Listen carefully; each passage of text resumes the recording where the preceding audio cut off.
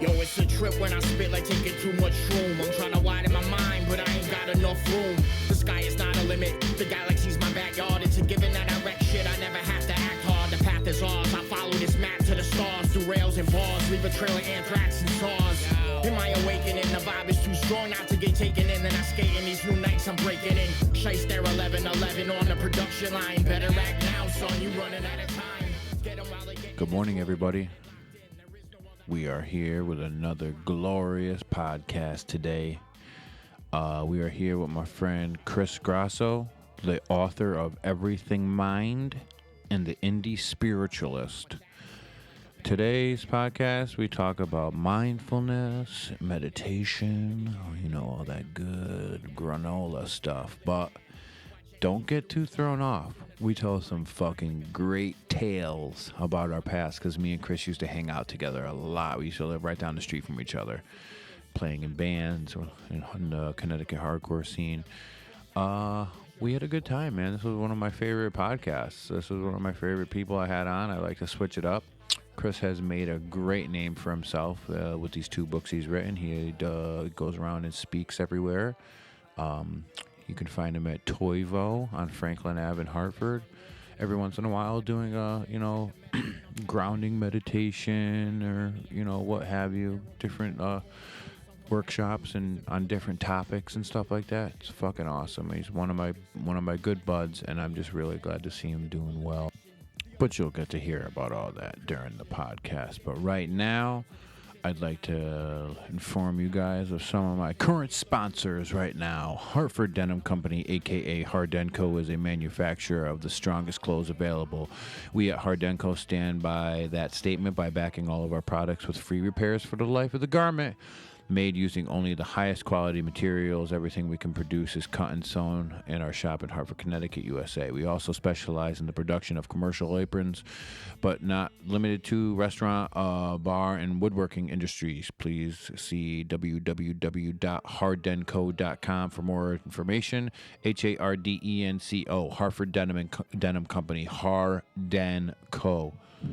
Google them, go to the store, buy yourself some goddamn jeans. Buy yourself an apron, get some aprons for your restaurant, or whatever. Do your barbecue in the apron. You ever rip your pants, you can bring it back to them for the life. For life. Down for life. Down for life. Nobody's a Biohazard fan anymore. Sorry. This episode of the podcast is brought to you also by DiMichele's Barbershop and Emporium, located on 6 Kirby Road in Cromwell, Connecticut, exit 21 off I-91. DiMichele's specializes in all types of men's haircuts and hot shaves. Services can be available by appointment only, which can be made conveniently online at DiMichele's Barbershop. That's DIMICHELES barbershop.com, or by calling 860-502-3540. Gift cards are available in any denomination, and they also offer my personal favorite, their own water-soluble pomade. So go get a fresh cut and a clean shave, and tell them Ben sent you. And get yourself an awesome product. Buy some goddamn pomade. Barbershop and Emporium, responsible barbering. Go see Eli. They'll give you a good cut, make you look sexy. Bring your kids there. Get your children to get nice haircuts. The world will be a better place. Well, ladies and gents, it's a hot one out there, so beat that fucking heat with the one and only Nitro Cold Brew, the cold kick in the pants that summer demands. Our proud sponsor, BB with BG, the Cold Brew Coffee Company, offers you their infamous Nitro Cold Brew and now carries a selection of refreshing nitro teas. Products are fair trade, organic, and available at your favorite Connecticut bars, restaurants, farmer markets, and more. Not in Connecticut? No problem. Products are available for purchase online at coldbrewcc.com. Stay up to date with the newest flavors and retailers by checking out Cold Brew CC on Instagram. Cold Brew CC, the best damn cold brew. Breaking Bread with Ben Grimm is also brought to you by Kala Style Soaps. All Kala-style soaps are natural and or organic in color, fragrance, and ingredients. Many Kala-style soaps have been made throughout Europe over 100 years.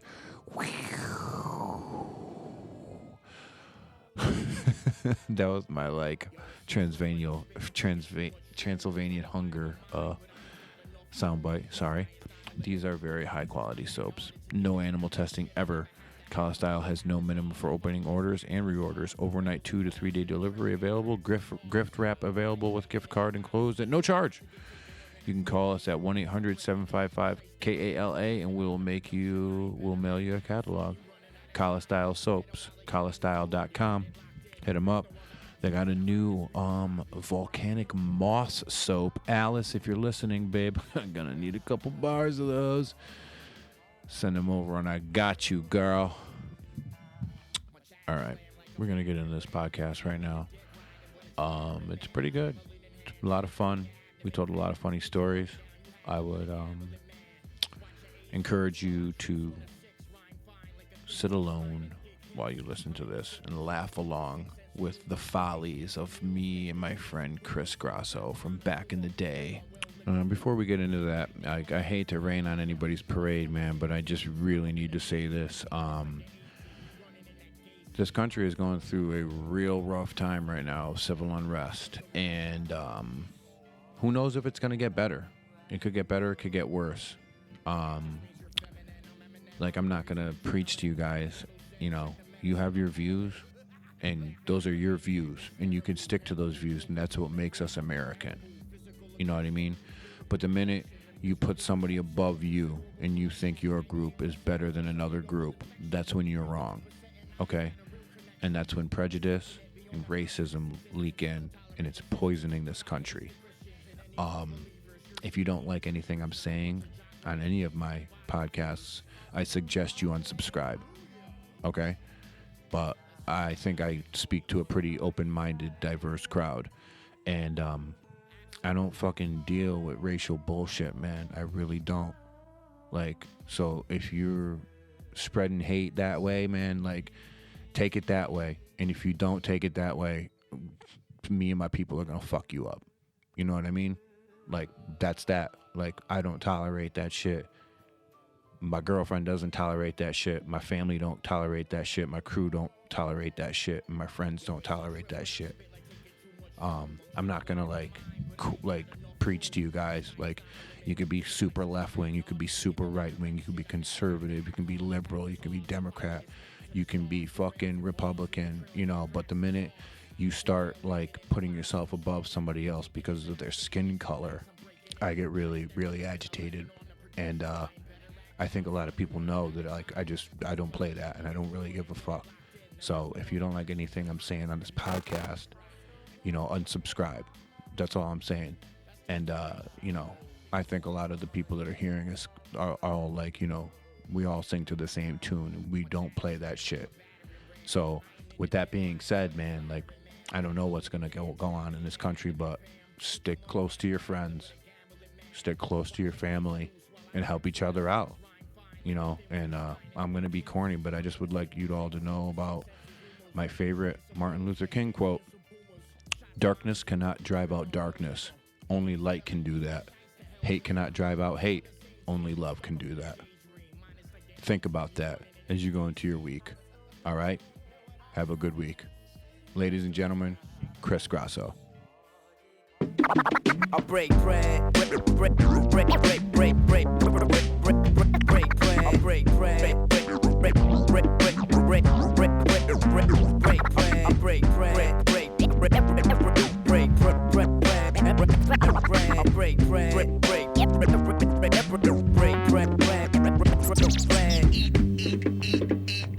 to talk about that shit. Honestly, it doesn't have to be about spirituality. We could talk music, movies. Oh, we're going to talk about everything, bro. All right, then good. We're going to fucking talk about everything. Ladies and gentlemen, I have my longtime friend here, Chris Grosso, the author of Everything Mind and the Indie Spiritualist. This is true. This is true, right? Yeah. I got it right? You got it right. Your book, The Indie Spiritualist, started off as a blog, right? Or a website? Yeah, back in, I think it was 2010. And you interviewed me. I remember that. I did. That was very cool. Thank you. That was awesome. I wanted to create a breeding ground of friends, spiritual teachers, actors, bands. So, I had you, I had Chino, I had Slug from Atmosphere, Blueprint was on there, Little Joe was on there, Oh, you know, God. just like a whole barrage of, you know, people. So yeah, man, that was fun, and it just kind of took off. And I started writing some articles for some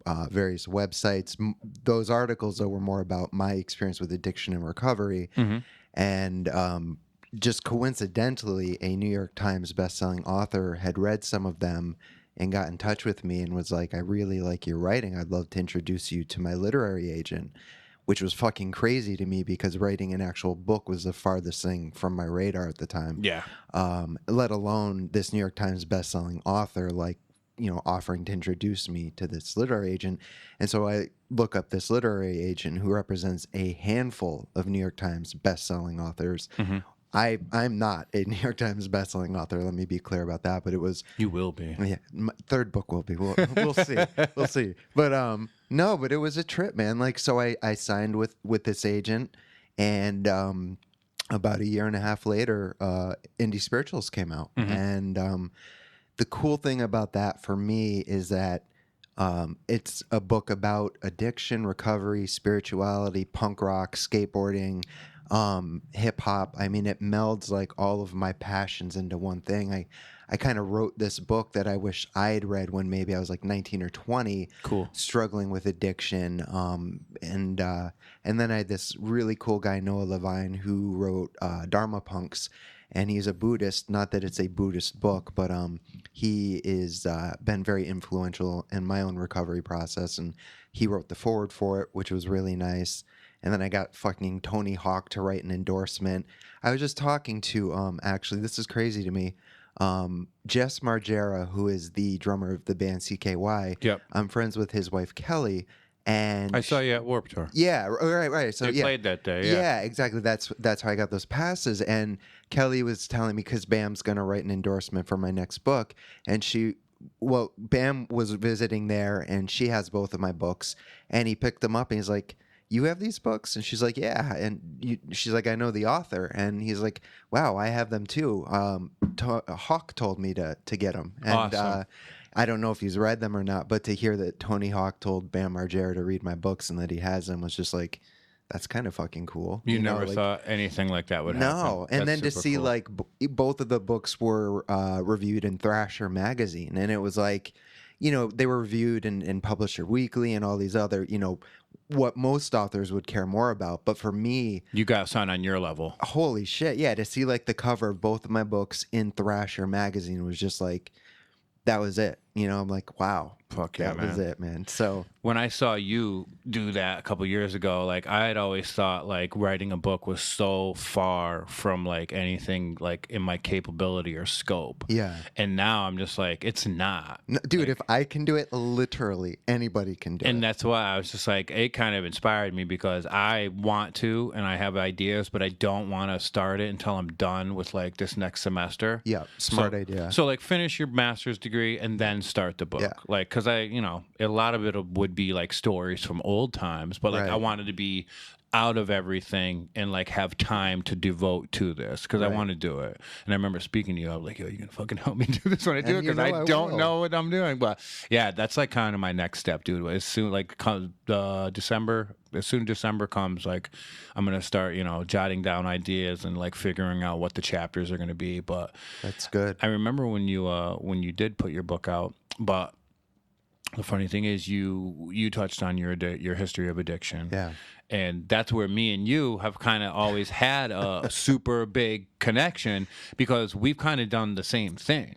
Me and you Yeah. have both pulled a fucking 180. Yes. And me and you, if anybody could see what me and you used to do together on our Friday nights alone behind closed doors, they would be like, how are these dudes alive? So what's funny about that is at the Neurosis show last night, I run into Mel, you know, who One I of lived- our other running buddies. Right. So we lived, you know, on the corner of Sisson and Capitol. I actually just drove by there today, and I drive by there often now that I'm back in Hartford. Yep.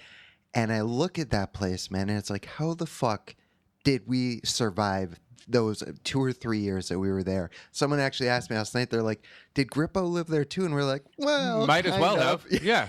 I lived down the street, but I was at their house all the time. All the time, man. Like the debauchery that would happen. Do you remember the time that you lit the the kitchen on fire? On accident? Wait. It was totally. How did I do?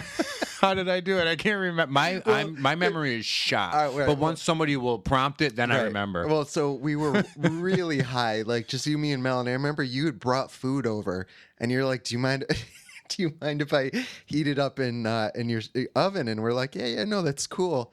And then next thing we know, we're sitting there just totally stoned and probably playing video games or and watching no one something. fucking remembered that the oven was on. No. And next thing I know, I see like orange coming out of the kitchen, and I'm like, "Holy shit, the kitchen's on fire!" So it was you. I'm pretty sure it's you that runs in there, opens it up, and you throw like water in there, which Into is the oven. Yes, which is like the last thing you're supposed to do. And the flames shoot up, and I think Mel was the voice of reason. He's like, "No, we need baking soda or something." He was always the voice of reason. 'Cause Always. me and you left to our own devices were two invalids. Dummies. Dude, and that's putting it mildly. Mildly. Like, mildly. We all work together. Yeah. Oh my God. All right. So if anybody, nobody really knows the backstory, but if you order like FTD or if you order like through a florist and you want to like have somebody sent flowers, there's a bunch of different like companies, like brokers that do it. And we worked for a place called Flowers USA. Yeah. Flowers USA. And like the number was like 1-800-Flowers or some shit. Basically. And we worked in the call center. Yep. And people would get the calls. We'd have to find a florist. Boom, get the shit set up. Right. So that was like a whole nother fucking. I mean, we could spend an hour on each of those alone. Yeah. Let me just tell you a quick story that you've probably forgotten, but you and I used to commute together because we were living in Hartford. This was down in Essex. And one of my fondest... Centerbrook. Sorry. Good call. You're right. Centerbrook. Next door, yeah. Next door. So we're driving down Route 9. And this asshole is riding me like just like up on my ass, and you're in the passenger seat. And I remember like I pull over, he passes me, and then he pulls over into the slow lane, and he like short breaks me, you know, and you get like pissed, and obviously I'm pissed. So you're like, pass this motherfucker. And for some reason, I had a pair of scissors in the console. And he's like, as I'm passing him, you say, slow down. Like, just go side by side. And so I do. And you pull the scissors out, and you look at him dead in the eyes, and you make the stabbing motion towards him. Dude slams his brakes. Just leaves. He's out. He's done at this point. And I remember thinking, like, oh, fuck. Like, he's going to take my license plate and call the cops. But nothing ever came of it. But... and that was before we even had gotten to work that morning. So, I mean, once we got to work, the insanity just ensued. Because, at one point, Mel, who we already mentioned, was there. Ryan Brookman, an old friend of ours that used to work there. My brother was there for a while.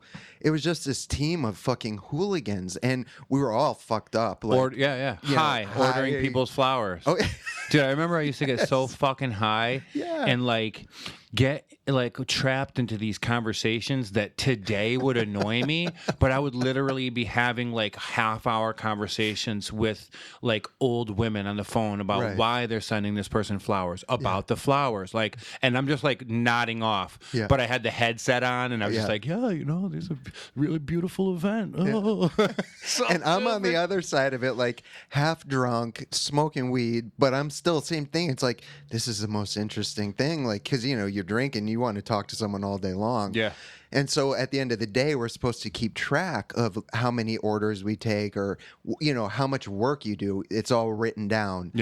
And I remember like our sheets would be like a quarter of what most people's were, you know, and you were supposed to upsell like balloons and chocolates, and you know, like I never did. I don't know no one wanted to do that. No, so we were just like having conversations and fucking off. I remember you got kind of like promoted into like a managerial position, I did. and me and Mel were like against you for a couple of days because you were like above us. Oh, I didn't know you were against. Well, we were me. like, yo, this guy thinks he's the boss. Well, I also got you both the job there. Yeah, you though. got us the job, and then we were like, man, we're not equal anymore. But I was still fucking off just as much. Like we were really crazy. It was like I think there was one manager that was pretty straight laced there, but even my boss, and I won't name her name, was crazy. Like I remember, like we would all go out drinking, and she would get shit faced. Yeah, plastered. Yeah, and there were times where she caught me and one of the other managers, and again, I'll just respect his privacy, like out, literally just out back of the building smoking pot, and she would be like, I know what I saw. You guys can't be doing that. And we'd just be like, huh? Sorry. What are you talking about? No, not even apologize. Just deny it. Yeah, just play dumb. Like, what? I remember just going across the street every morning to that weird little restaurant and getting like a bacon, egg, and cheese. That was like that was like my morning highlight. And I would just put on that headset and just go into hell for like 7 hours. Well, were you there during the holidays when we would work the 12 to 15? Yeah. Those were the worst because when you'd work a 15-hour shift, and then they would guilt you for leaving. You know, it's like, and I remember when I got that managerial position, it's like, you really need to get people to stay 15 plus hours. I'm like, how the fuck? And we'd want to leave, and we could leave, but you couldn't leave yet. Yeah, we'd always get into a fight about it. I know, there was nothing I could do. And the worst part was, again, it's like a 45-minute drive for us. So it's not like it's right around the corner. I mean, there were a few nights I remember I slept in my car there, and that was just like, who does that, man? Like desperate fucking youth with no future. You're right. I mean, I had a failing indie rock band, and I had that. Oh, and dude, that was another thing, dude. That was another thing. Well, that was 3 Ways Till Tuesday. But then post 3 Ways Till Tuesday, the Phoenix Society. That never saw the light of day. I still have a copy of it, though. And actually, I listened to it maybe a couple months ago, and I put my headset on. And I had trouble playing along the drums, not because like I've gotten worse, but because I'll never forget. So we go up to Steve Austin of today's studio. I was just telling somebody the story the other day. Oh, it's fucking nuts. The night we get there, we track the drums first, and Mel's playing guitar in the other room. I snorted a bunch of Ritalin and drank, and I was just like, that album is definitely faster than it should be, all because of that. You were on one. Oh, I was on one. So I tried to play with it the other day, like in a normal state, and I'm like, holy fuck, like Ritalin really makes a difference. So this is another thing for anybody that doesn't know, and a lot of people don't know, we all were in like a post-hardcore band. Yeah. But my role in the band was kind of like a sympathy role. Like they wanted me in the band, but all I did was push buttons on a sampler. When we could get you to show up. When I would even show up. So we're up there recording, and Steve's like, all right, it's up for your part. And it was literally 2 minutes because all I had to do was push 2 buttons. It was like a dolphin sound and like a thunder sound and a car starting sound. And wasn't there a donkey clapping? The horse, like the horse walking? Yeah. That album actually, minus Brian's voice, and I've told him this, the music is not that bad. It's kind of interesting to listen to because you could tell we were fucked up. Yeah. It's still, indie rock, post-hardcore, so it's not like Mr. Bungle Phantomas fucked up, but it's like, why we decide in the middle of a song to stop, put a thunderclap, like a horse clopping along, and then have our friend Bernie Romanowski from the band Cable at the time come in and sing about how the New York skyline is blue like crystal meth flames. Like those are his lyrics. Like, or in another song he sings like "Sing to Me Like a Terrorist" and all these just fucking. And we brought a trumpet player in for some reason. Yeah, remember we got that innocent person that wasn't like us. Everybody in that band was fucked up. Like we were all. Remember when Ryan's dad made him that fucking what are those machines called? That was in the fucking briefcase. A theremin. Oh, yes. But he put it all together, and there was one thing that didn't connect, and it never worked. Remember that? I do, and so we borrowed one when we went up there, because there is 2 songs that have, like... Actually have it in it, yeah. Well, maybe, like, 10 seconds of it, but... But that dude's dad put together a whole, like... Yeah. And I mean, every circuit had to be soldered. It wasn't like, clip this into that. It was like he put himself together like a piece of software in a briefcase that had 2 antennas coming out of it. Yeah. That shit was fucking cool, man. It was cool. Like, I remember a band I did later on called Womb of the Desert Sun. We did 2 EPs, and I made sure to have theremin in both of those songs because it was just like a 2-piece, real doomy, drony bass and drums, but it was like very distorted bass, screamy vocals. And there are just these 2 songs where the theremin was so fucking weird that it fit perfectly. It's a weird instrument. Very weird. The guy from Neurosis had one on his kit last night, but I didn't see him use it.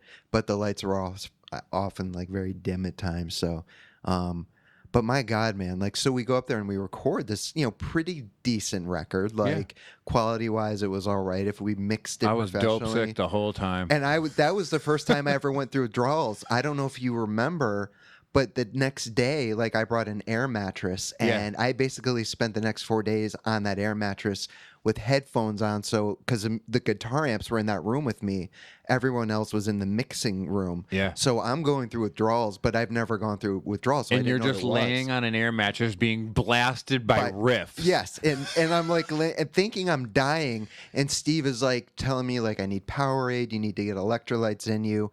And by the last day, I remember we drove separately. And I don't know if it was you, me, and Ryan that left, or me. I know me, Ryan, and somebody left, and we went back to Sisson. And I remember I was still like feeling so ill. Like, they broke out a bunch of oxys, and normally I would have been glad to partake, but I was like, I can't. I got to go to bed. I didn't feel like I was dying anymore, but I was at the point where I was glad to be alive. Yeah. And that lasted like a day, and then I was you were drinking. on it next day. Yeah, on it the next day, but. Amazing, miserable. There's tons of pictures still of that I have, like, that I'll look at. Remember that weird dude that lived upstairs that I knew? Remember that guy? What the fuck was his name? Where, at Sisson? At Sisson Ave. The guy that lived above you guys that, like, I knew, me and Anna, like, knew him somehow. Well, there was Dan and John on the 3rd floor. Yeah. And then there was, I don't remember the name of the 2 kids on the 2nd floor. He was like, they were like some weird rambler types just coming through town. Like, they weren't from Hartford. It was very weird. Yeah. And they had a horrible band. Yeah. And they would play the same 3 songs over and over. I remember that. That's why we didn't get in trouble, because we would practice and they couldn't say anything because they would practice. Right. Yeah. And then on the 3rd floor, Dan had a band that would practice. Yep. And do you remember, like, since we were on the 1st floor, not half the time, but a lot of the time, we would just have random people Everybody stumble would into our just hang practice. out, yeah. People we didn't even know, though. Just like people would come in like it was their apartment, like, hey, what's going on? And it was just like, but we were so fucked up. It was like, come on in, whatever, and dude, it was nuts. My favorite memory from that house was remember the young children that lived behind, like the little black kids, the family that lived behind through the bushes. No, I don't think so. Remember where you'd park your car? Yeah, I remember that and area. It would face that house in the back, and there was bushes right there. Yeah. Remember one day when we were about to get in your car, and we saw the kids through the bushes, but they didn't think we saw them, and one of them screamed out real loud, "Damn, your ass stink!" Remember that? No, I don't. Dude, I fucking almost fell on, and then they all ran away. And I was like, yo, he just told us our asses stink.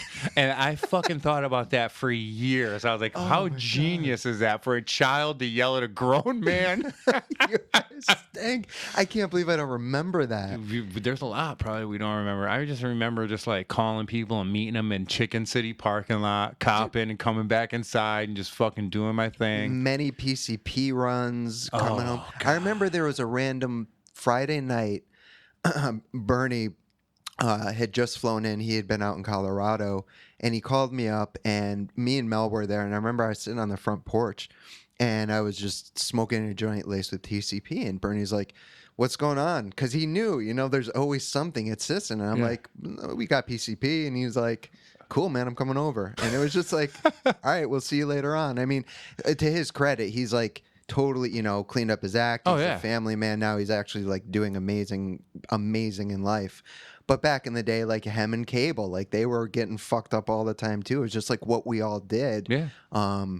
And yeah, again, I'm surprised we lived there. I remember there was a time I was sitting on that front porch. It was like 2 a.m.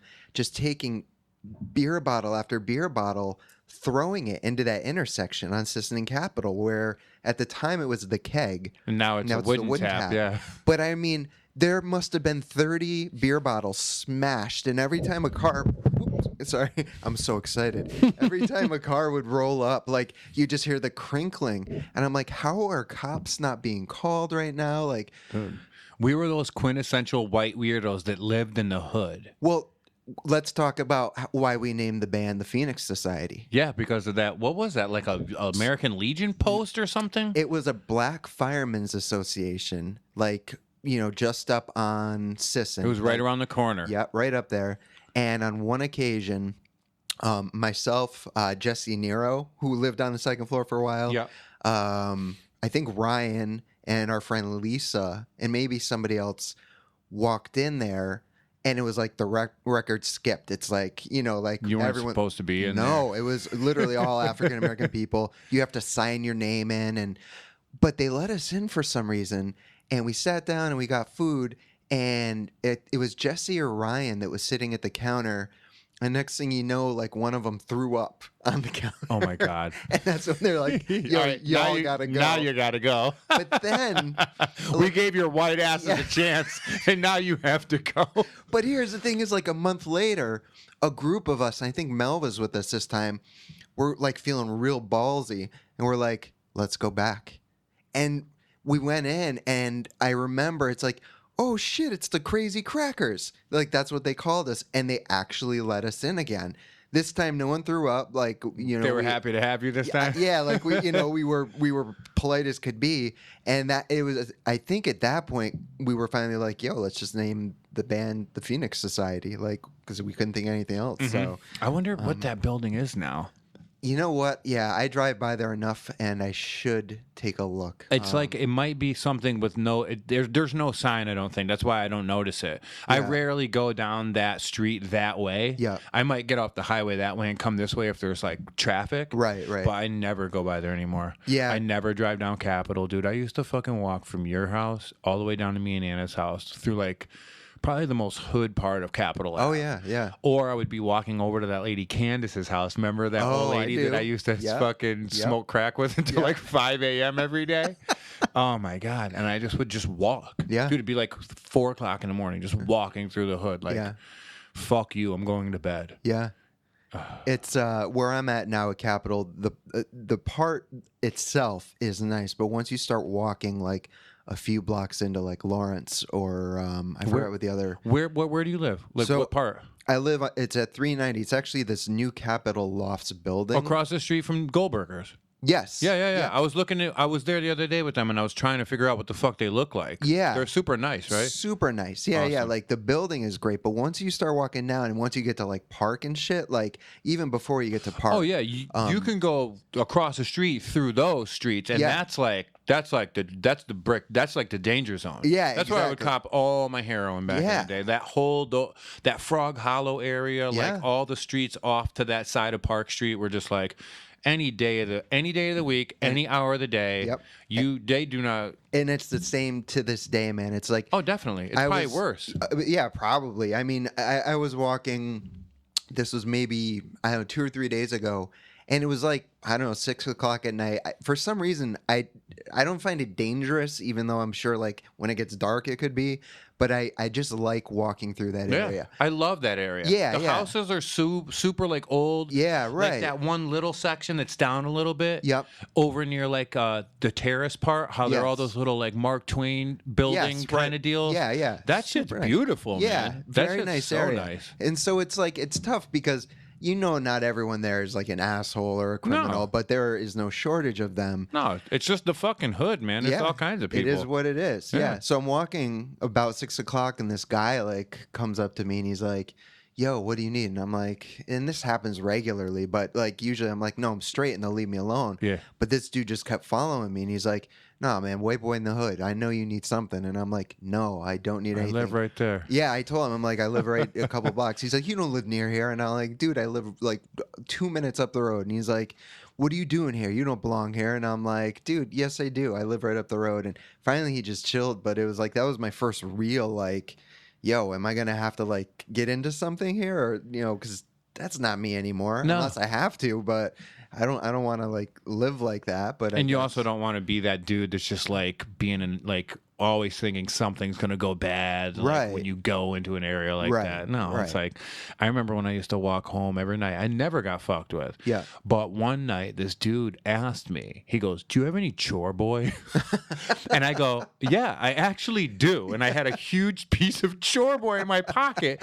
And he's like, "Yo, you're a lifesaver, bro." And he just took off running. And I was like, "Okay, I'm glad I could have shared my fucking unsoaped Brillo pad with you." That was the problem.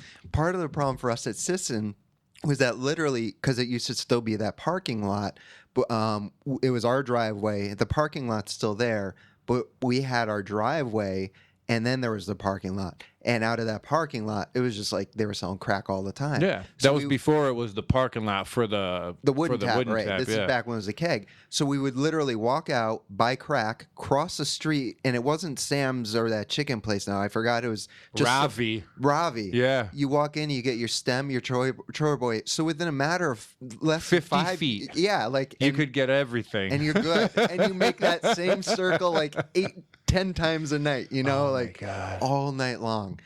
I think about like the funny thing is like for me and you, like that life is what got us these stories. Right. And that life is what pushed us into this life. Right. You know what I mean? Yeah. And a lot of people will be like, oh, those are war stories. Da, da, da, da. No, it's only war stories if you're talking to somebody that's not clean yet and you're glorifying drug Right. use.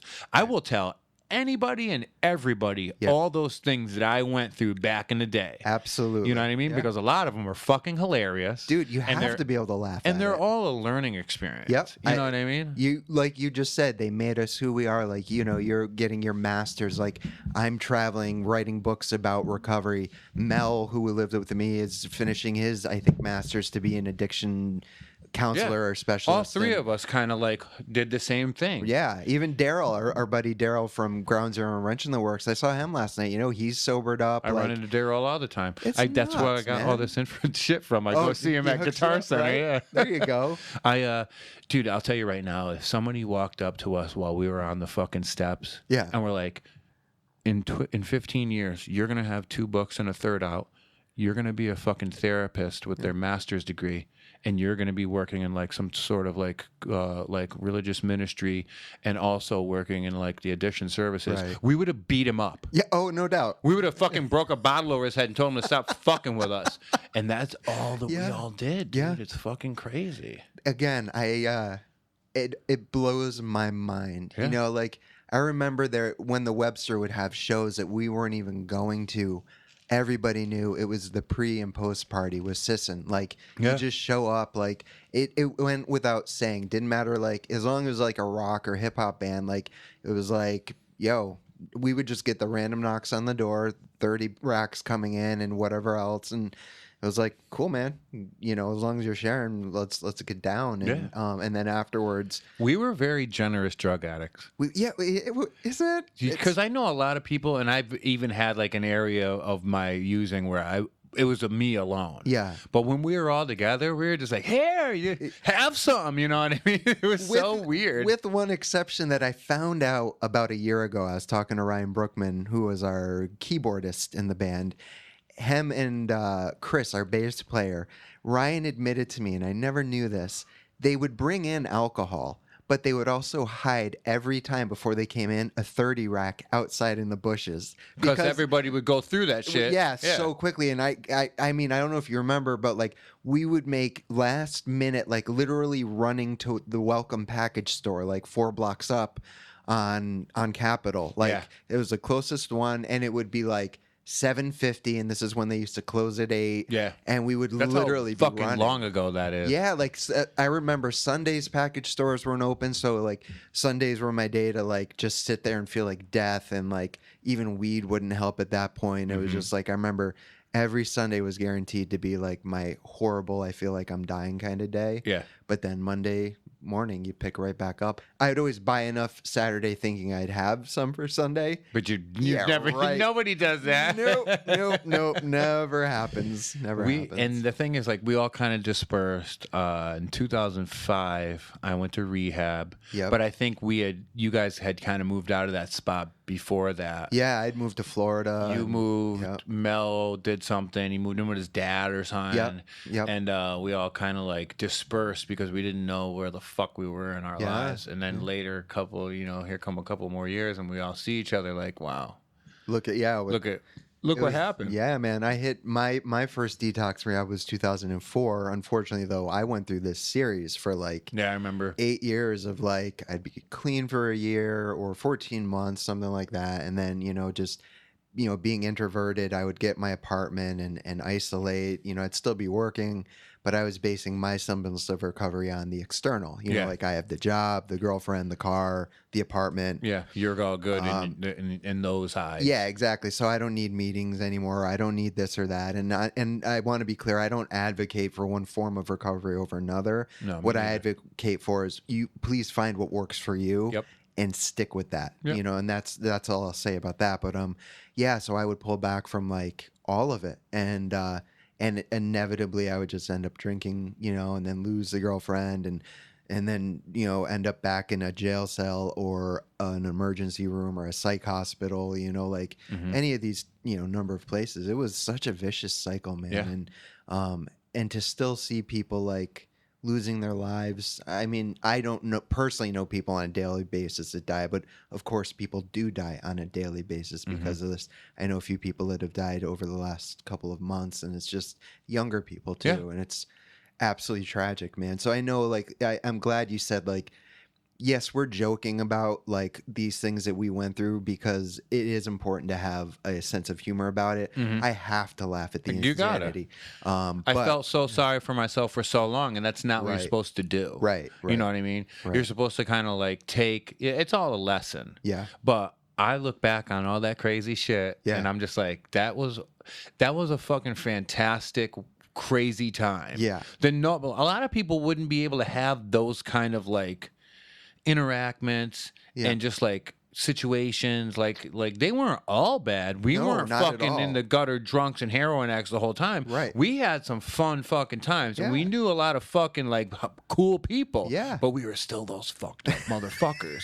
The most fucked up dudes in the hardcore scene. Oh, no doubt about it. And everybody else that was more fucked up than us died. Yeah, exactly. We somehow skated by. But like, I remember like going to a party at Aaron from Death Threat's house. And I vaguely remember getting there. I went with Mel and was that the one there was like 200 people and the cops came?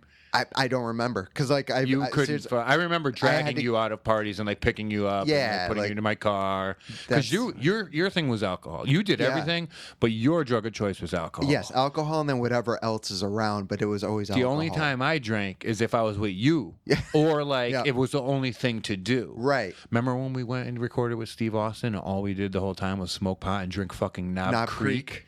I remember I have a picture somewhere of the barrel of Knob Creek because that was his drink. He's one of the last dudes that still records analog reel to reel. Yeah. So he would fucking pull out a fucking microscope, find the fucking spot on the reel that he didn't want, cut it, tape it back together, and throw them in a garbage can. However, we had gone through a case of Knob Creek liters, so the picture is just a bunch of like audio tape with Knob Creek bottles all thrown on it. It's very artsy. It is, and it's tragic. And it's hilarious. So tragic. I have a picture of the final day where like we were all sitting around and raising a glass, like, we were all doing a shot because we were done. Yep.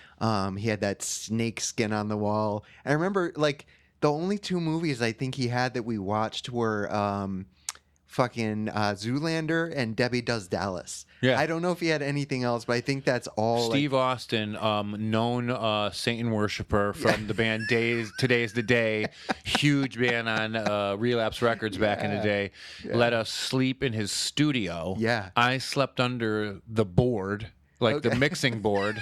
Everybody else slept on the floor.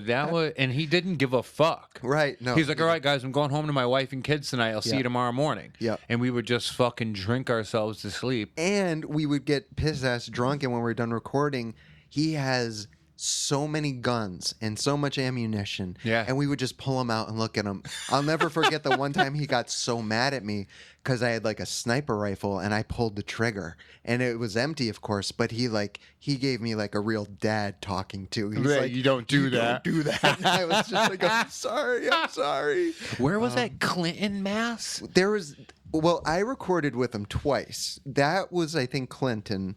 And I don't remember. The other one was Mass. He moved studios. And what I remember from that was this band, Mouthful Shotgun, I was doing. Same scenario. We went up to record 3 songs that never saw the light of day. Still a good recording. Yeah. but like Steve was, we were all still fucking insanely drunk and out of our minds. Steve was a little bit better, and from what I've heard, Steve today like got sober and is doing really well. There's a documentary that just came out about him, and so congrats to him. Like he was always a very sweet man, absolutely insane. But we were a loved the bunch guy. of fucking weirdos that he didn't know from a hole in the wall that we worship because of his sick music. That's why he liked us. He was like, these kids get it. Yeah. Remember when we left and that other band came in to record? And he was like weirded out because he knew he wasn't going to have fun with any of them. Right, and they were called Love Fist. I don't remember from that. Washington, D.C. Yeah, I remember. Oh, dude. The reason we hooked up with him, though, was only because of Cable. Yeah. And he had recorded with Cable, and he saw how out of control they got. But they were basically just big drinkers. Yeah. Then you bring us in, and you add in all the other insanity. And it was just like, we stepped it up a notch for him. And it was a great time. And a terrible time. The dude's a Mostly genius. great. He's like an Oh, yeah. evil genius. Yes, absolutely. Like the equipment that he had was just out of control. All those different wood partitions that were like illegal to have because it was some band like Brazilian hardwood. Yeah. And he would put it between the drums so like certain sounds would be like brought out and shit, dude. That dude just. I remember when he left and was like, "Hey, I'm going to get this microphone. When I come back, we'll record the vocals on it." He comes back with that vintage $10,000 Telefunken That was used on one of the Beatles albums, right? Yeah, and he hooked it up, and Brian sang into it. Yeah, that was absolutely insane. Like, that's just the kind of guy he was. Like super cool guy. It was when we were there. I thought of it just now because Chris DeBari was their old bass player. And he was hanging out with us in the studio a few times. And I remember me and Chris, our bass player, got into this like half-ass drunk fist fight one night. And DeBari broke it up. And, I remember that. You remember I remember you guys are fighting. Yeah. And you like were falling over into equipment. And like one of you fell on the air mattress. And me and Mel were like trying to pull you guys apart. Yeah. I fucking totally remember that. And so Chris and I have joked about that. And we were supposed to meet up actually at the show last night. He has this like old there's this old Connecticut band, Die My Will. Yeah. And he has this old shirt. All these young kids, right? Yeah. All these young kids that I know are all getting into Die My Will right now. Oh, they should. And I'm just like, great band. because I know a lot of kids that are like, they're from Connecticut, and they want to be like, they want to know everything about hardcore, but they want to know more about the state that they're from. Yeah. And every single one, I go, Die My Will was cool, motherfucker, but what do you know about Earth and Design? Wow. And they're all like, what? And you can't even find that shit on YouTube. You know what I mean? No. Yep. And I remember being so into that band. Yeah, they were great. They were awesome. Man, holy shit. And then there was Evolve was great. I always forget about Evolve. Dismay. I mean, we had so many good bands. No one's like, dude, like I was just watching like a weird Hatebreed video last night, and Ian was just like sitting on one of the cabinets, and I was just like, dude, like those another old, like, fucking evil fucking genius motherfucker that took that path. Yeah. Well, speaking of Hatebreed, I remember I just posted like a week or two ago an old video I found on YouTube. I don't even know whose it was, but it was from the skate park, and it was one of those fucking Hatebreed shows where it was like, before they were big, but it was still, I think the demo, they didn't even put the Victory album out yet. And it's nuts to see, like, I remember Jamie, of course, from Joss to 14, but then he was also like, besides Vic from Cable, he was one of the other dudes that would book shows at Studio 158. Yep. So he's just a little kid, like, booking bands, and now he's fucking playing in front of hundreds of thousands of people. We both just saw him at fucking Warped Tour. It's nuts what they're doing, but for a band, like, I think like there's a couple bands out there that have stayed true. Like their sound has obviously changed over the years. It has, in means of production. Yeah. They're still a hardcore band. Yeah. They're not metal. They're not metalcore. They're a hardcore band. Yeah. And they, out of any hardcore band, I think they're the biggest hardcore band ever. Oh, ever. Yeah. Like Slayer's not hardcore. No, they're no. You know what I mean? And Definitely any of not, that other shit isn't hardcore because it's pop. Yeah. You know what I mean? Like they were the first like real, and those dudes all started out as fucking militant straight edge vegans. Yeah. You know what I mean? Along with Earth Crisis. They made Earth Crisis look like little bitches because they were harder and they would beat your ass. Yeah. You know what I mean? Yeah. And that always fucking, that's why, like, we were at like their first shows. Yeah. You know what I mean? Yep. And Yeah, I was when I had Chris on, we would talk about it, and he's just like, dude, it's all a fucking blur. Yeah. He's like, I don't even shit. know what goes on anymore. Yeah. He's like, but like, yeah, they're hardcore. Yeah. I don't put them into anything else. You know what I mean? I But- still have the Under the Knife demo, man. Like it's Yeah. like I've thought about putting it on eBay, and then I'm like, no, this you is need a to save keepsake, that. man. Yeah, it's a keepsake. You need to save that shit. Yeah, I had the one even before that, which they had done the 3 songs that was self-released, like Yeah. you know, but I don't know what happened to that one. But I mean, like, yeah, like I was into them, but that's what we did. Like we were kids that like that was our life was Yeah. music, and I remember like not only being excited to go to shows to see the bands, but for the distros. Yeah. Because that's where you found the music you wanted to hear. They weren't selling it as Strawberries. No. You know, like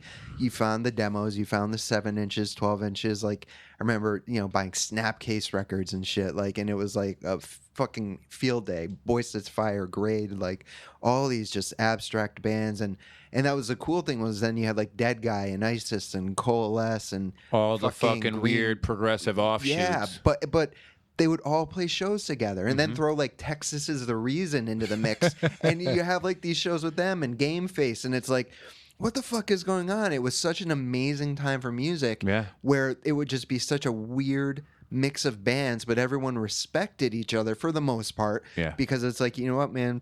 It's when the scene was super unified. Yeah. And I remember like when I was never in bigger bands, but when I did Ground Zero for a while, we would tour around and stuff. And it was like, we didn't know what we'd say, but people would always put us up. Back in the day, you had and Yeah. there's still a tight knit community today. Yeah. and it's a lot of younger kids. But That's like, good to hear. if you've been in a hardcore scene, like you have somewhere to stay wherever you play a show, Yeah. and it's still like that. Yeah. you know what I mean. And I'm glad to see a lot of kids because a lot of that stuff kind of gets lost. Yep.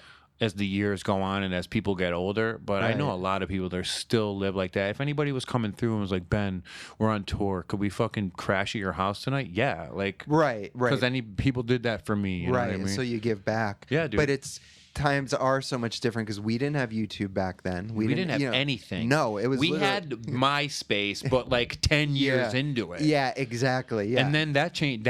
Even that changed the game, but it was weird because you could only listen. Yes. Unless you were a huge band that knew what they were doing, like you Yeah. could only listen to music. Right. I remember, oh dude, I just remember fucking driving places, buying 7 inches, and making sure my brother kept every single fucking flyer. Yeah. He still has them all, dude. That's He takes amazing. pictures of them all the time. Yeah. Every fucking weekend was a Hatebreed Cornerstone Fast Break show somewhere with a bunch of other bands. Yep. And that was fucking cool, man. Or for me, it was pretty much every week Overcast and Dissolve, like down at the tune-in, like you Or know, Madball and Blood for Blood. Right, Those right. all You're those right, bands yes. we just Yeah, named. yeah. We've definitely seen them all in one show multiple times. Absolutely, yeah, Dude. And that's why I get psyched, like when they do the reunions. Like once in a while, Overcast and Dissolve will do a reunion, and it's like yes, like I'm trying to get Paul out here so bad. oh, that'd be great. You see the new song he did with Ken from Candaria? Yep. It was great, man. Like Candaria played fucking the Warped Tour and killed it. yeah, they really did. I gotta say, I'm still, of course, a fan of their first few records more than the latter Yeah. stuff, but they were fucking great. I didn't know how much I'd like them at Warped Tour, but they were awesome, man. I remember I almost got killed in a fucking mosh pit for Candaria Really? at CBGB's when I was younger. Yeah. Remember that one part where they just stopped Oh, and yeah. then the guitar was like Yeah, dude, people yeah. just started fucking smashing the place Yeah. apart and I was like walking across the pit like an Yeah. idiot Yeah. and I just kind of got caught in the mosh. Oh my god, dude, it was like getting hit by a wave. Yeah, Like a yeah. rogue wave and I just ended up in some other part of the building. Yeah. I was like, what the fuck? And I was always kind of like on the fence about them because they were kind of like, there was a jazz drummer. Yep. They had some horn parts. Yeah, but you that's know? what I loved about You it. loved Yeah, that shit because yeah. it was weird and eclectic. Yeah. Like, I just remember being like, damn, this shit. And then they had like one song on one of the New York's hardest comps. Yeah. And that was like one of their harder songs. Yeah. But yeah, dude, I always was like, they had some hard parts. Dude, they had some of the heaviest breakdowns. But the thing was, they were never like 4/4, which kids wanted. It was just like, that chugga chugga. It was like all weird. Or it was, but still it happened for about 5 seconds, right, and then stop. Jazz part, and then it was right back into doodly doo. Like, but they're great. Oh man. yeah. Like I remember when I was in Ground Zero, we played with them at some random spot at Yukon. I remember that show. Yeah, dude. All I remember is that the room got just trashed, and then afterwards. Having like an hour conversation with Carly, the singer of Candaria, about like potential aliens and acid, and I'm like, all right, so this explains why you guys sound like you do. Cool, good. Like that's like Dissolve. Like that dude that was in the band for years, the dude that drummed, he was a classically trained jazz drummer. Okay, so they would just be like hard parts, and then he would just break it down. Yeah, and they would stop playing their instruments, and then they would go into another part. Like I always loved them. Like they weren't like a traditional hardcore band. No, but not they at all. played with traditional hardcore bands, and they were fucking heavy, and they always still held their own. are, dude. Oh yeah, I love them. Yeah, they. I just saw them like last year. They still play a lot of shows. Yeah, usually out in Poughkeepsie. I would love to see them in Connecticut again. I think they played New Britain at the Pulaski Club. Don't tell me that. Yeah, like a year ago. I was in Canada, so. Dude, you know who's playing next week? Who's playing next week? Cold as Life. Get the fuck. Where is that? In New Britain. Oh no, the Amlake in Wallingford. Wow. It's not. It's like one guy is still left in the band, but I guess it's kind of like the same thing. It'd be fun to go watch. Yeah, I just bought tickets on a totally different going post-hardcore. I don't go to a lot of shows anymore just because I'm old, man. But for the Quicksand reunion, which I am fucking jazzed about. They're one of my favorite. Yeah, like that was bands one of your all time. favorite bands, dude. Yeah, the Slip record is amazing, and I only got to see them once on either the first or second Warped Tour. I never got to see them like in a club vibe. So to go, I'm going to the Boston show, and cool. Yeah, man, I'm jazzed. Like I can't wait to see them. I'm like a fucking weirdo, dude. Me and Megan are going to see Squeeze for like the third time, like in November. Like I go to like shit like that. Yeah. Like I'll go to a hardcore show, but I'll also go to like a fucking Prairie Home Companion that's being fucking recorded in some fucking weird like theater somewhere. Like I'll go anywhere where people are sitting, listening to somebody do something. Yeah. Like I don't give a fuck what it is, whether it's a hip hop show, Yeah. a hardcore show, a fucking musical. Yeah. Like we went and saw the Book of Mormon a few months ago. Oh, That yeah? shit was dude, I haven't laughed that hard and I felt like really embarrassed for all the regular people there.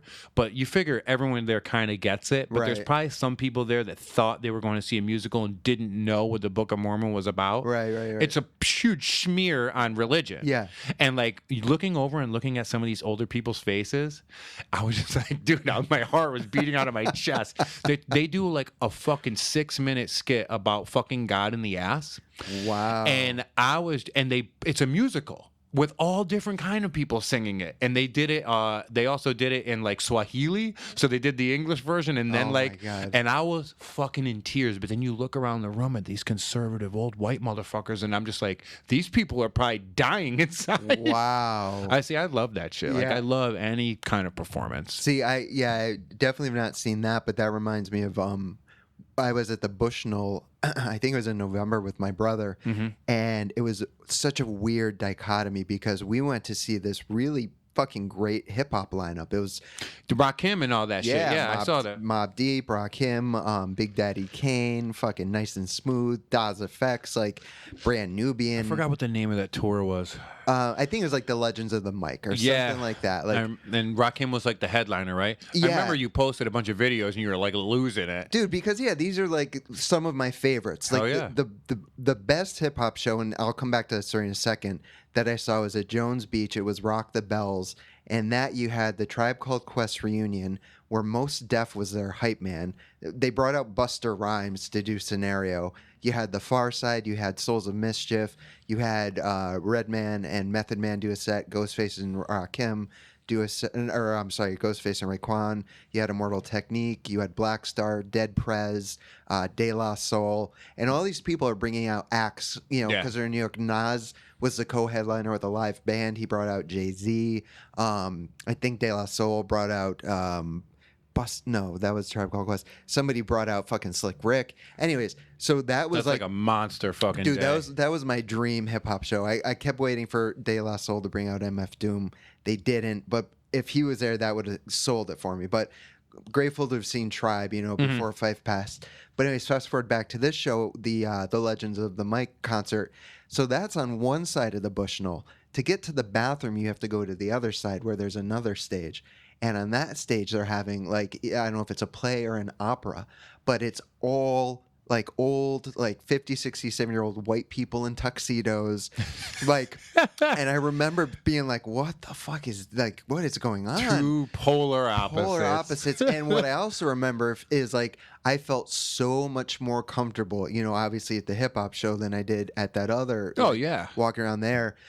Except my brother and I, the one mistake we made was I wanted to really get him a nice gift. So I got us front row seats to it. And in between sets, they had a comedian come out. And my brother and I were literally we counted. We were 2 of 5 white people there. That was it. Out of about 1,000 people, we were Amazing. 2 of white.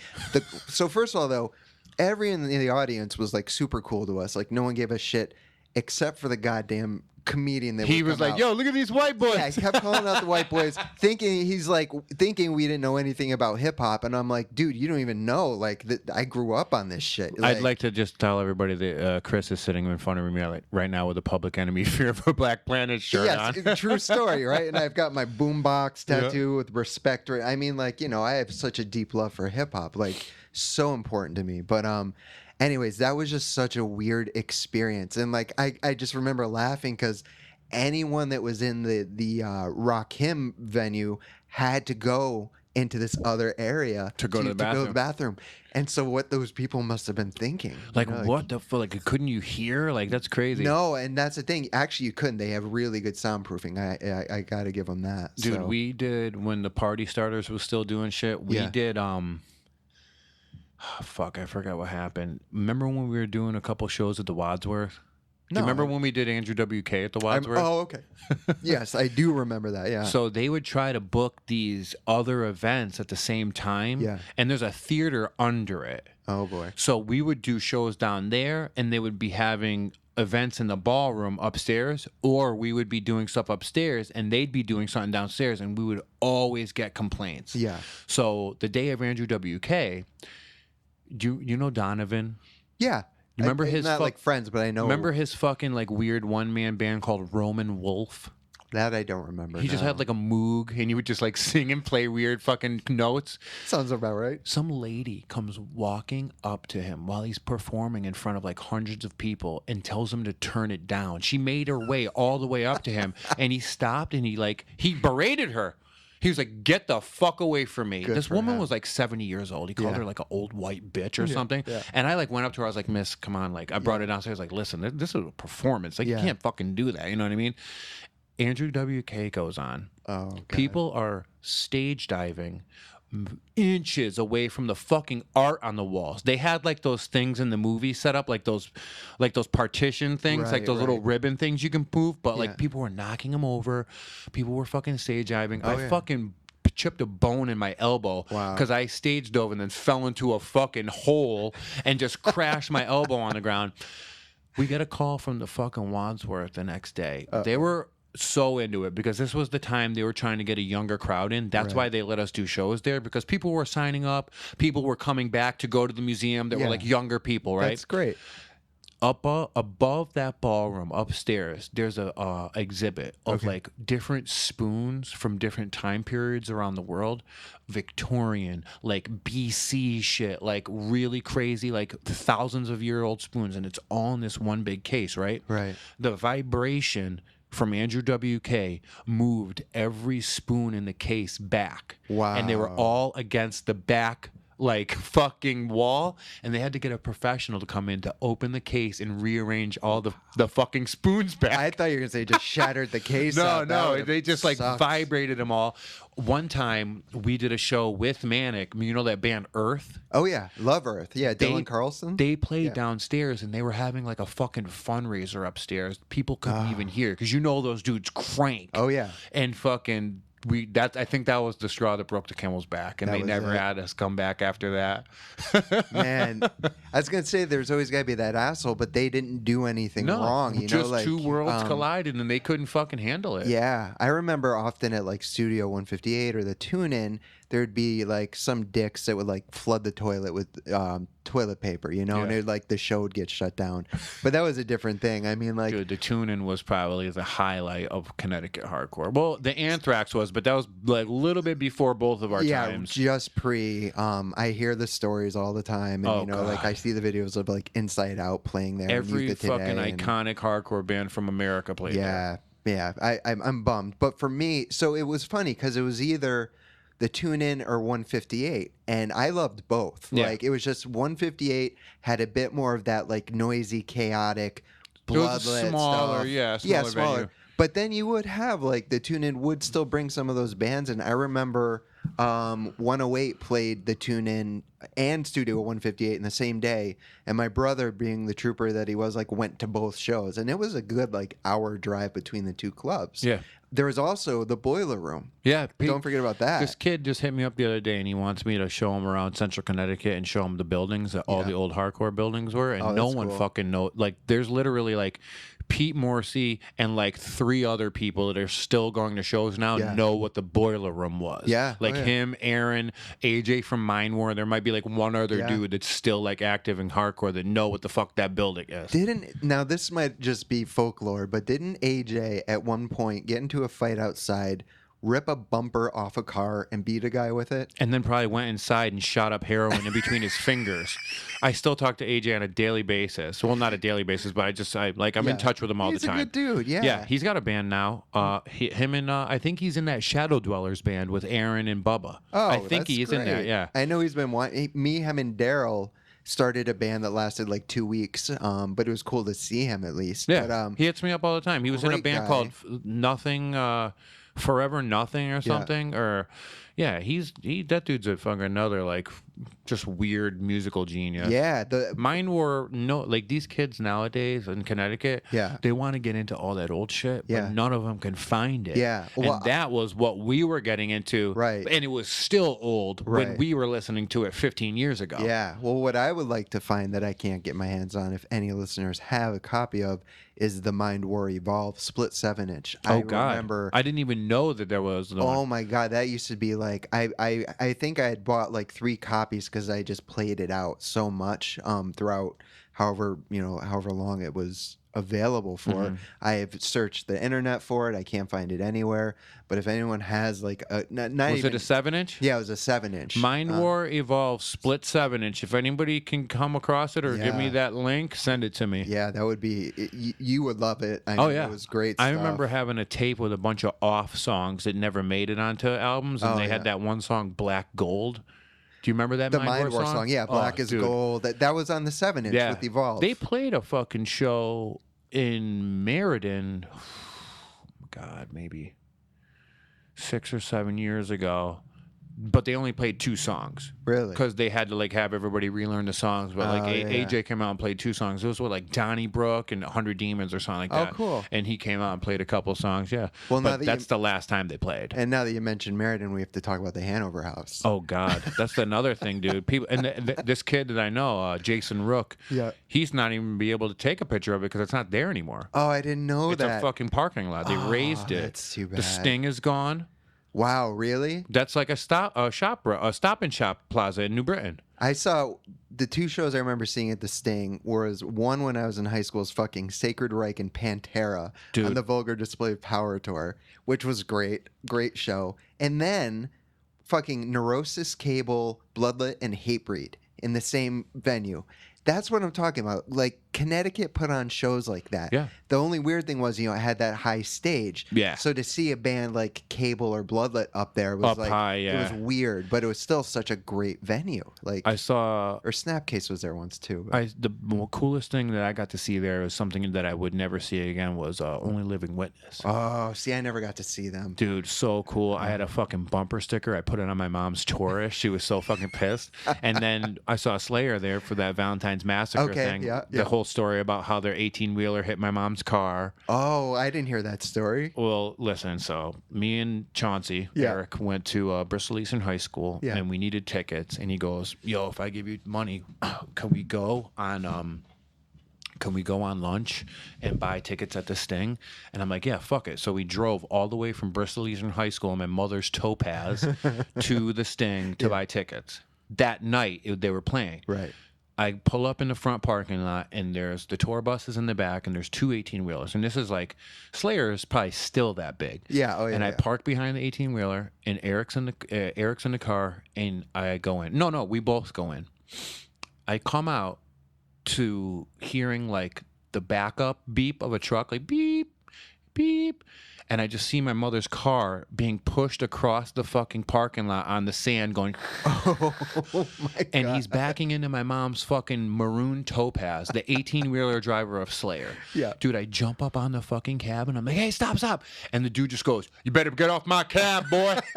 And I go, sir, you're hitting my mom's car. And he stops and he goes, well, what the fuck did you park behind me so close? And I was like, we went in for 2 seconds. I didn't know you were going to back up. So my mother's fucking headlights are kind of like perpetually like set back. Yeah. And like, I never told her this. And we would drive at night with her and it would illuminate the trees. It wouldn't even like shine on the road. Oh it my made the God. lights like Yeah. go up. But, dude, the fucking 18-wheeler was backing into my mother's car. Man. And then fucking we went to the show that night and it was just fucking sick. How much damage was done to your mom's car? There was just 2 scratches. Oh, okay. It was so, awesome. So you were straight. No, it was. I had done a bunch more damage to that poor car, but All right. I remember just going that night, and it was just like the only hardcore kids there were like me, Eric, my brother. I think Eric McGloin was Yeah. there, and a couple other weird older dudes that didn't mosh. Yeah. And remember that weird like handicap ramp that went down Yes. for like wheelchairs, Yeah. and there was like that partition. Yeah. I just remember all of us as soon as the music started, we just jumped into the crowd, and it took like 3 songs for us to get to the ground. Like we were just being passed everywhere. Wow. It was just a sea of fucking hair and head Yeah. banging. I saw Napalm Death with Hatebreed opening up for them out in New London. What the fuck was it? LNG. LNG. And but same deal. Like it was just hair. You know, Yeah. like it was me, my brother, and maybe one friend that came out. Because I think like fucking maybe Sick of It All was playing down in New Haven that Yeah. night. And of course it makes sense to go see Sick of It All, but I'd never seen Napalm Death. And you know, Hatebreed's playing too. I'm like, fuck it, I'll go check that out. Boy, did I feel out of place, man. Like, it was literally jean jackets, hair, denim. It was a scene, man. But This was at like the height. They probably have a crazier like system and stage show now, but this was when they started getting big. It was right around like they were already big, but like this was like the Divine Intervention album. Yeah. And they had all those crazy like lights and Yeah, yeah. fucking like lasers and shit. And they just opened the show with like the sound of like rain dropping. Uh-oh. And then fucking thunder. Yeah. And then and it's kind of like flashing almost enough to give you like a seizure. Yeah. And then and the Right. lights turn on, and that's when we fucking we just jumped off that partition. Eric's just kicking Hessians in the head, pulling people's what you hair. gotta do. Dude, we were sons of bitches back then. Dude, you know that Bloodlit played This Is Hardcore? I was just talking to Mel about that last night. Broke my heart. Like to see that venue broke my heart. I was out of state doing my own event, and I actually one of the events I'd done the month before. Ray was there because he's a yoga teacher. Yeah. And he still, of course, sings for Shelter and Youth of Today. And Shelter played This Is Hardcore, and he's Yeah. like, dude, if you want to come with us, like, come. And I'm like, you're killing me. Like, I was up in Maine that weekend doing my own event, and because I had saw Bloodlet, and I mean, I've seen Bloodlet probably about 4 or 5 times. Yeah. But this is back in the day. Like, I really am like curious to know like how tight it was. yeah, somebody posted a video on YouTube of their full set, but it was kind of a shitty phone shot. Yeah. So I didn't bother watching it. Yeah. But I mean, obviously back in the day, like I got to see them with Dead Guy. I got to see them another time with Today Is the Day. Actually, Mel and I were talking about this. You might have been there. They played up in Massachusetts, and it was Pearl Street? I think it was. I Pearl saw him Street. at Pearl Street and the Tune-In, and then one other place. I can't remember. Yeah, no, but it was probably Pearl Street because it was right before the Phoenix Society was going to record with Steve. Yeah. And so the two things, and Mel and I were just laughing so hard about this yesterday. The two things we remember were that, well, 3 things. One, all the bands were amazing. Bloodlet killed it. Today Is the Day killed it. But Steve takes us on. They have their little tour bus, and he's smoking us up, and he's got this honey, but it's like THC honey that's actually like pollinated from bees. He was a weed wizard before weed there were wizard. weed wizards. Yeah, he was a pioneer weed wizard. So first of all, we're like smoking this insane weed, and then we go into the venue, and he introduces Mel and I to the merch guy, and he's like, "These are my good friends. They're coming up to record with me in like a month or something like that." He's like, "Let them have whatever they want." And Mel and I, we were Christmas. joking. Like, it was we took more in what we paid Steve to record in merchandise than like we paid him. Like I mean, like I took one of every I shirt. remember you like, guys had like, stickers, today's the day shirts for like 3 weeks, like not washing them. It's like- Fucking I feel awesome. bad now, but it was like, what do you expect? Like I was. You can't drunk. tell like a young hardcore kid No, that. like, yeah, it's They'll like- clean you out of house and home. Fuck that. I would No never say that. respect. No, we had no respect, and we loved the guy, but it was Yeah. just like literally Christmas. Like, Yeah, you can't tell no. like prideful hardcore kids. They're gonna try to leave with a full wardrobe, dude. It's funny because nowadays, dude, motherfuckers got tote bags, horny shorts, Dude, sweatpants, Converge has tote bags. dude. They're Everything on sale last night. Everything. Yeah, I remember when it was stickers, shirts, like death threat canvas belts. They were kind of like a pioneer with the belt. Yeah, but then other than that, you're right. Now there's like literally thongs and sunglasses and fucking socks, and Yeah. it's just like, wow. Yeah, we you didn't can get have whatever. Any of No, that. you can Like, get any of that. No, it was. I'd be lucky if I got a patch. I remember we brought this kid. There was a kid that went to high school with us that was not like in the hardcore scene at all. He just wanted to come with us one day. Yeah. His name was Simon Schmiegel. Great and, name. And I remember he got there and it was like an earlier show and he hadn't had his dinner yet. And he goes, "Where's the fucking sandwiches? Where's the fucking patches?" He thought there would be sandwiches and patches. Where's the fucking sandwiches? Where's the fucking patches? He thought they would serve sandwiches at a show. merch booth. Yeah, I don't even know what to say to that. Could you imagine though? Remember, like, dude, we used to do crazy shit. Remember when, like, to get into the bike exchange, you had to go downstairs, Yeah. pay Jim Parra, and then go upstairs. Right. Or Jamie was at the front door. Yeah. Dude, I remember how you could, like, climb the side. You remember the alleyway Ooh, side? yeah. Remember when Skelsky would, like, climb the gutter and just go in the window? Through the window. To, like, bypass Jamie and Jim Parra at the same time? That's the one thing is like I never felt bad paying for a show. Like there And might I have never been- felt bad sneaking I in know. either. So it's like there might, and I think it was just because I was playing in bands and we would. If you you're in know- a band, you get it because you don't want people sneaking in your show. yeah, because we were also driving like to Philadelphia to play to like 5 kids and get paid $10 and like Yeah. a pat on the back. Thanks for coming out. I remember Daryl like would be pushing like Ground Zero demos or CDs, like literally walking through the audience. He's like, "Fuck a merch table, like, Yeah. let's push this shit." Like, I could never do that. I didn't have that personality, but that's how like we had to like sell stuff back in the day. Yeah. Not all the bands did, but yeah, we literally like Hem, Ryan, Andy, you know, they would all just be like, you know, like $2 and guilting people into it. Yeah, we got to get home, man. Yeah, seriously. We're not going to get home unless you buy this $2 demo. I remember there was a time fucking almost didn't get home. We were, it was a Ground Zero show. It was up in somewhere in New York, fucking opening for 25 to Life. Oh, God. Yeah, Rick was putting out her Dude, 7 so inch. much stuff has unfolded. So much things. Dude, you know I'm trying to get him on here. Oh my We've gone God. back and forth. Have Like, you I'm really? talking to him right now through Facebook. Wow. He's just like out of his fucking mind. You Well, heard no you shit. heard about how they played This Is Hardcore, but Stickman sang, right? Recently? Dude, Stickman from Fury of 5 Yeah. stole 25 to Life from Rick Healy. Yeah. And he found all the old members, they practiced and they played all the 25 to Life songs. Wow. I have yet to hear about how the performance was. Yeah.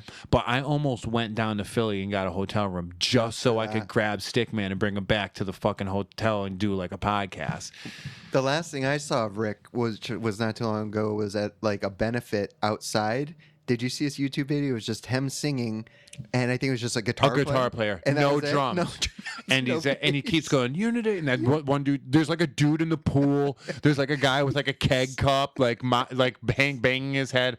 Yeah, Yeah, it's a yeah. pretty insane existence, dude. It's I pretty mean, insane. but he was at that time good to us because he put out a 7-inch, a Ground Zero eye to eye split 7-inch, and so we go up to play this record release show at a skate park somewhere out there, and there were 2 opening bands, and then we went on, and Rick had really been hyping us up. Like it was really cool, and it was in winter, and I'll tell you why I remember that in a minute. But so we had taken Ryan. Ryan, what the fuck was his name? He was in Bury or Dead. Not Ryan. Straight Edge. Slim B. No, yeah, No. he had red hair. Rich Casey. Rich Casey. I think he had drove, and then Ryan Keefe had driven. Yeah. And Ryan had like one of those pickup trucks with the backs over the top. Yeah. So we get up there, and within the first song, because Rick really was like hyping us up, this riot broke out. Like, I mean, it was just the whole place was in this fight. And I remember it was the only time I've ever played a show where I was like nervous on stage. I was like, oh fuck.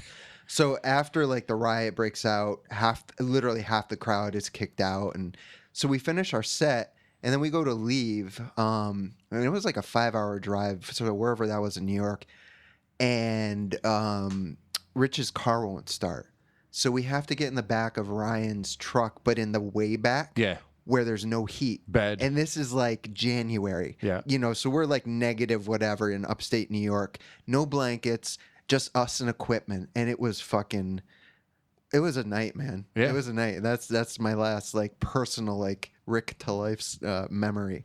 Dude, But, we me, my brother, Noah, and Aaron all drove remember my pickup truck I had back in the day, that weird like Nissan pickup truck? Yeah. We drove that to a Super Bowl of Hardcore in DC. Wow. And with the window open to get air into the back. Yeah. And fucking, that's what it was. 2 dudes in the front, 2 dudes laying on blankets in the back, and we would like shift off and drive all the way down there. I remember on the way back, I don't know how the fuck I did it, but like in Philadelphia, I had like a half tank of gas. Yeah. And I just drove all the way back to Connecticut, and I don't know how it Wow. made it, but we got home. Holy I remember shit. flying through tolls because I didn't have any money to pay the tolls. And I remember eating handfuls of Vivarin because I was falling asleep. Dude, me and Mel used to snort Vivarin. Oh, God. We had gotten to that point where like, I don't know if this was it was pre-Sisson, but like we had this weekly ritual. He would come down. I was living with my parents, but I lived upstairs. They were downstairs. We would drop acid. We would drink like really cheap vodka and snort Vivarin, unless we God. had Ritalin. Who the fuck? We were snorting. It sounds like a Vivarin. way to kill yourself. Dude, it burned so bad, and That then you'd yellow? and you had the drip afterwards. Remember it was ephedra awful. or ephedrine? Sure, yeah. You had to Yeah. buy it from like a vitamin store, and it like was a bronchulator to open up your like lungs. Yeah, man. Oh my God. Yeah, we did what we did. I had to do to get by, you know, and but then I remember because Kelly before that was straight edge, and Mel got fucking free tickets to this huge tennis tournament down in New Haven. Tons of professional people. So he drives down with Kelly. He meets me, and I'm going with this girl, Kara, at the time. And we stop at Flowers USA because there was a package store across the street. And we parked in the back pretending we had to stop and get something from work. And so Mel and I go to the package store, and we come out, and we're like just getting wasted in the bathroom. And then we get down to the tennis event, and I think it was there that Kelly found out for the first time that that he was drinking. She thought he was still straight edge. And I'll never forget that ride home. Like, and I was wasted, and I won't forget that ride home. Like, and, she was, I don't know if you remember, I love Kelly to death. And you know, she is a wonderful artist and just a real dear person. But, you know, she had a streak. We all had our sides. We all had our sides. Yeah. I remember living with Mel and them getting in arguments with things flying across the apartment and lots of screaming. But yeah, she was pissed. And then I remember another time she was interviewing Mel and I. She was, I think, going to University of Hartford, and she was doing something for a drug project, a research on drug addiction and use. And so she, Mel, and I met at this little, I for the life of me can't remember, but like one of those little mom and pop breakfast places. Real nice little place. So we get like coffee and food, and she's asking us what drugs you've done, how many times. And, you know, most of it at this point she had known because we were living at Sisson, though I don't think she was living there yet. And then it got to crack. And we were like, yeah, we've done crack. And she was like, what? What? Yeah. And Where'd you get it from, Ben Grippo? Yeah. And we'd only done it like 3 times at this point, but I will never forget. She slammed her notebook down and said, "You guys fucking disgust me." Walked out and like took off and left us there because she drove us there. I don't remember how we got home. Oh my God. I'm pretty sure that's how the story went, but I remember her like, "You guys fucking disgust me." You should have been like, yeah, we discussed ourselves. It's like, what do you want? You don't have to see what I see in the mirror. Like, Jesus Christ. Oh But, yeah, I remember like a couple times just fucking going there, and you guys would be like, "What are you about to do?" And I'd be like, "Dude, it's just like Coke. It's just a little bit more stigmatized." Yeah. And you would fucking both do it with me. You're like, "Oh my God, up dude. all night." Do you remember the time you and I went to see Star Wars Episode 2, opening night? I don't know if you'll remember this or not, but we got K. It was either K or PCP. Pretty sure it was K, because I could barely walk. Yeah. So we get to, what's the theater in Hartford? The Bowtie Cinemas? Yeah, the one on New Park. New Park, yeah. So on one side of the theater, the big rock station back then, 106.9, I don't know if it's still a station or not, WCCC, I think it was. Like, they had bought half of the theater tickets and were giving them away. Okay. You and I did not know this. First of all, we barely walk in there. I remember like we were like half laughing, half like, holy fuck, like how are we going to make it through this experience? Because like we couldn't, literally our bodies weren't functioning. And so we get to our seats and then we look over and we realize, oh shit. Because it was like they were all just wasted, screaming, like so excited for episode 2.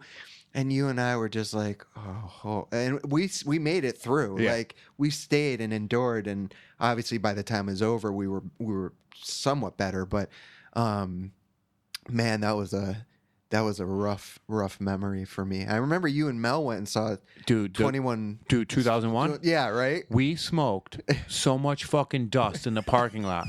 And I don't know how we even made it inside it was at the theater at Trinity. Yeah. We go in, okay? And by this time, I'm just having like a circular tunnel vision, okay? I can only see what's right in front of me. Right. And if you know anything about that theater, it's beautiful and old, and both walls are like ruffled like velvet, red velvet. Right. And I just remember it being so fucking loud. And like every sense was being overloaded.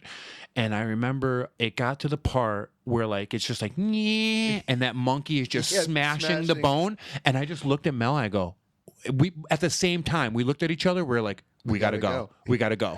And we just left. We sat out in the car until it kind of passed, and then we drove home. Yeah. And I don't know how fucking long we were there, but I could not take it. You guys weren't there very long because I remember you leaving. We got and and then stayed coming home, right back. And you were back in like I think like half an hour. I'm like, what the fuck happened?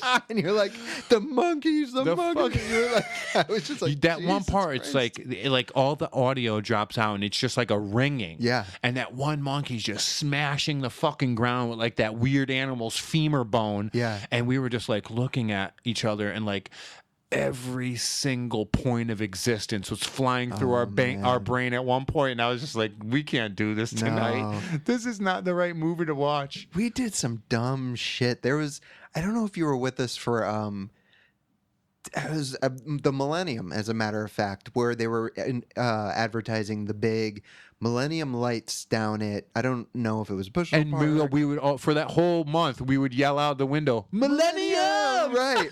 Well, so I don't remember if you went with us, but we took 2 cars, the one of the opening nights. And so in the front was, at the time, my girlfriend Kara driving because she was sober. And it was me in the front seat and Mel in the back, and we were out of our minds on acid. And then behind us was Ryan in his red truck because he was sober. Yeah. And you had Kelly and you had Daryl and I think it was just them, and they were on acid, like out of their minds. And so, we're driving through, and you're supposed to churn your radio station to something to get, Yeah, and you Christmas. can get like the Christmas music. Yeah, but I remember we were too cool in our car. So I was there. I remember this. okay, so Yeah. you might have been in our car. I don't remember, or maybe it reminds, but we You had a green Altima. Yeah, Yeah, you had the green Altima, yeah? exactly. Yeah, so we put Kid A on, by Radiohead, and we're just like, let's just chill. Like, I can't wait to get to the Millennium Tunnel, and so we go through the thing. It's the lamest shit like ever. Like, such a letdown. The Millennium Tunnel is a series of like white pulsating arches. Yeah. And I remember we get through, and it's just like, man, that's such a letdown. But here's where it gets interesting: is all of a sudden a bright. Well, first of all, I see off in the distance where the exit is like a bunch of cop cars, and they're there for just security reasons. So I'm not like super worried about that at that point, because it's like, all right, that makes sense. But then a big bright white light shines on our car, and I see a woman with a microphone come up. And she motions to Kara to roll the window down, and Kara starts to roll the window down, and I'm like, what are you doing? Don't roll the window down. And the woman comes over, and she's like, we're live with Channel 3 or whoever. And she goes, so what did you guys think of the Millennium Tunnel?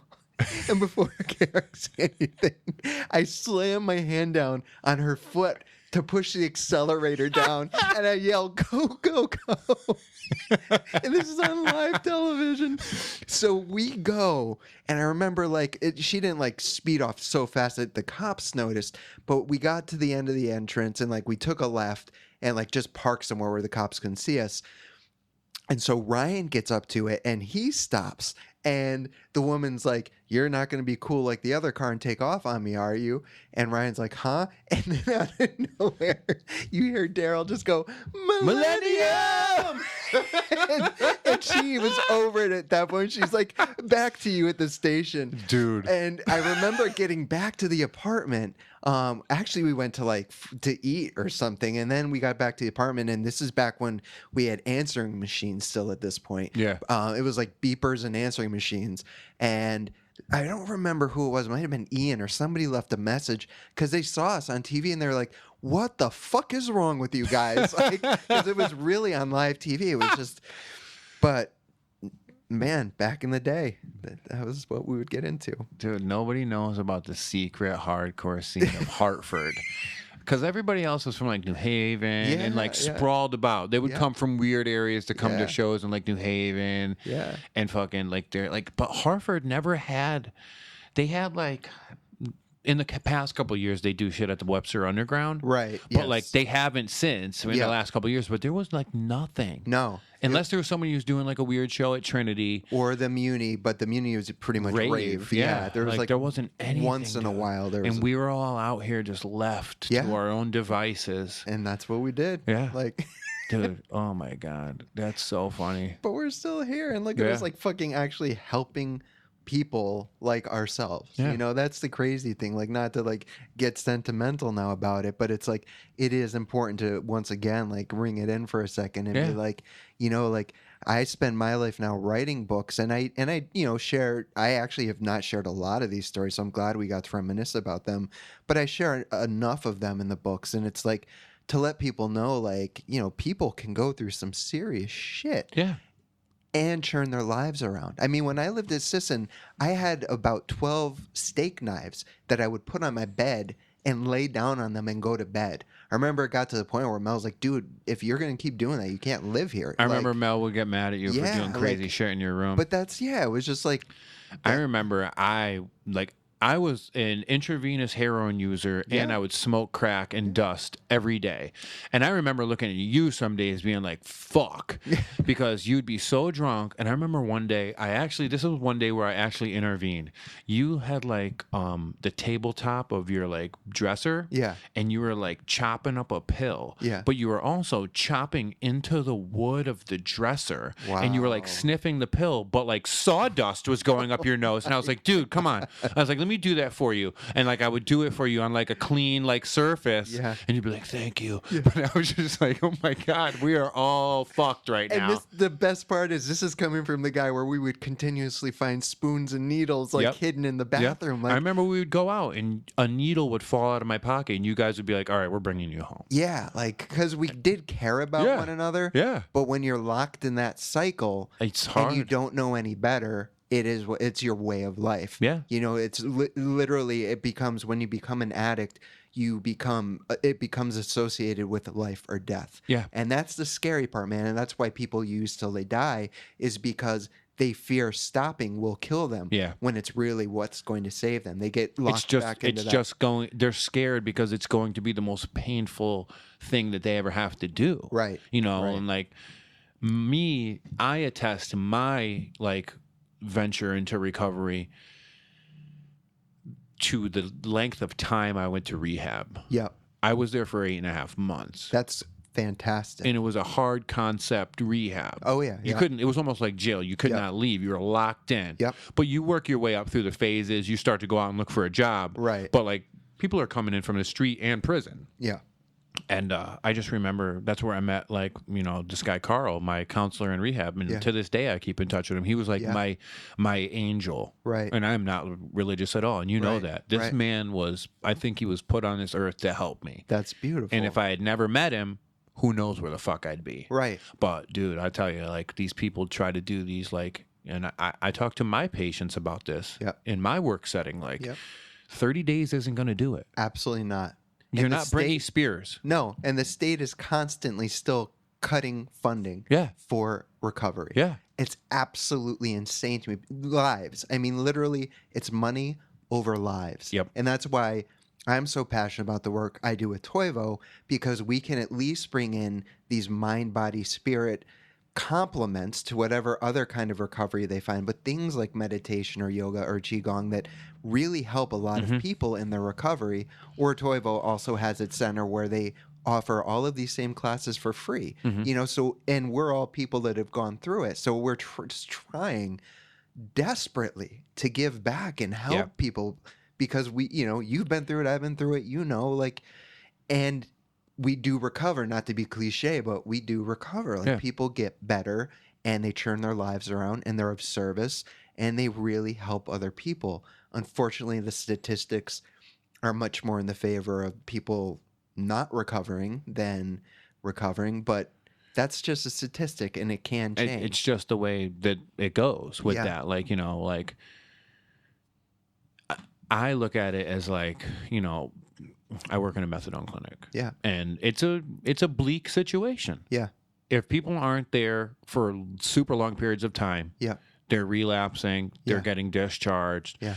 You know, and a lot of people, like the percentages, people get off correctly Yeah. and they go on to live a drug-free life. Yeah. But it's the percentage is bleak. Right. You know what I mean? It's a Right. small percentage of people that actually go to do it. That's why it's maintenance. It's methadone maintenance. Like, we want you in there using methadone under supervision with a counselor Right. than being out in the street shooting heroin every day. Yeah. And with us, you can lower your dose down over a long period of time and get off and stay and live a clean and sober life. Right.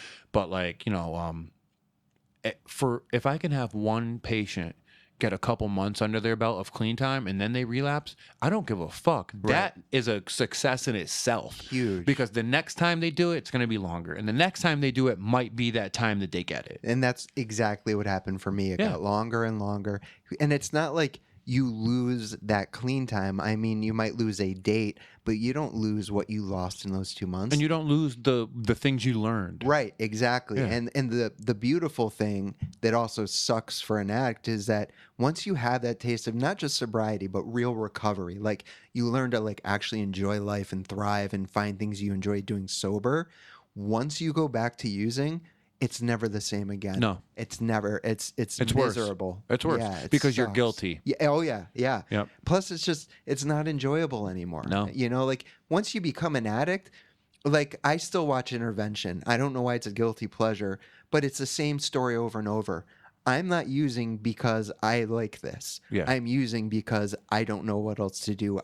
This is like an alcoholic. I have to get up, you know, and I'll be shaking, or I'll go have, a seizure if I don't drink, Yeah. or a heroin addict will start to go into withdrawals and literally think they're dying, and like and it's like, I'm not happy. I don't want to be doing this, but they're they're scared shitless to like change their life. Yep. Which is understandable. Any drug.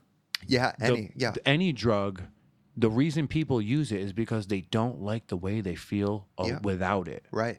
You know what I mean? Yeah. And that's where that's what like getting better in recovery is. Yeah. Being okay with how you feel sober. Yeah.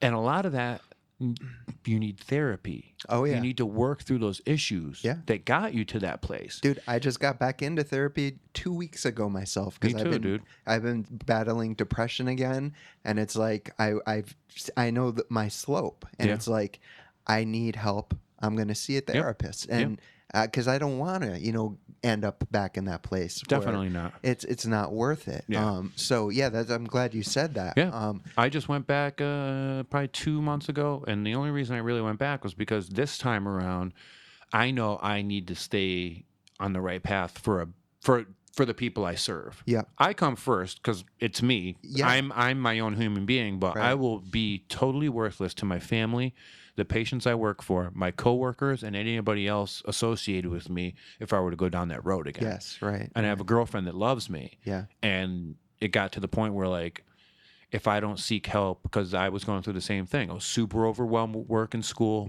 and I was just fucking turned off. Yeah. I just checked out. Yeah. You know what I mean? Yeah. And I was just like, all right, maybe, you got to go talk to somebody. And for the first time since I've been out of rehab, I'm on a psychotropic drug again. Yeah. You know what I mean? I got myself on a mood stabilizer because I just was getting really fucking angry about things that shouldn't make people that angry. Right. And I was getting really fucking upset and sad about things that people shouldn't get that upset and sad about. Right. And I just had to fucking level out and fucking deal with it. You know what I mean? Yeah. Because like we wouldn't be having this fucking conversation today if I fucking let go and wanted to fucking sit in my room and be a depressed maniac for the rest of the fucking time that I have here. Yeah. You know what I mean? Like, and that's the thing. Like a lot of people don't have people around to tell them that. Yeah. You know what I mean? Like you probably have come across a lot of people in your life that you can point it out and be like, hey man, I've been there. Yeah. Until somebody tells them that and they have somebody to identify with, they're never going to change. Yeah. You know what I mean? They're never going to change. Yeah.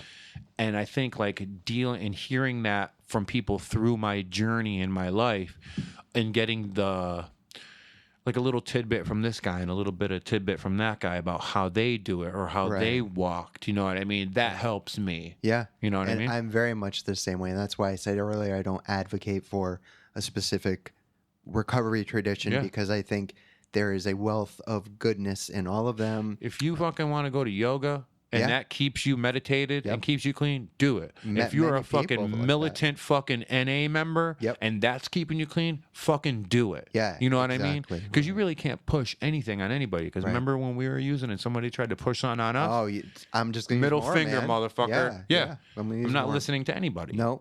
So, yeah. And I found that approach is, it seems you have too, like, that's what works when you meet someone where they're at. Yep. And you take it from there without pushing anything on them. Like, I'm here to help you. And you and I think, have a bit of an advantage. One, because we have seriously been through it. Mm-hmm. But, we're heavily tattooed. We're still younger. Like, people, especially the younger clients, like, we automatically kind of have that in. There's a place called Newport Academy I go to several times a year. There's one in Connecticut and a few throughout, but it's, I think 12 to 18 is the age range they serve. And right away, it's like, they see me, they see the plugs. You're automatically cool in their eyes. Exactly. It's like, not with all of them, but for the most part, I have their attention at least. And so for that, I'm grateful, I like my population I work with is like, some of the people are older than me and some of them are younger than me. Yeah. But like every once in a while I'll go and speak somewhere to only young people and I really enjoy that because they have crazy ass questions. Yeah.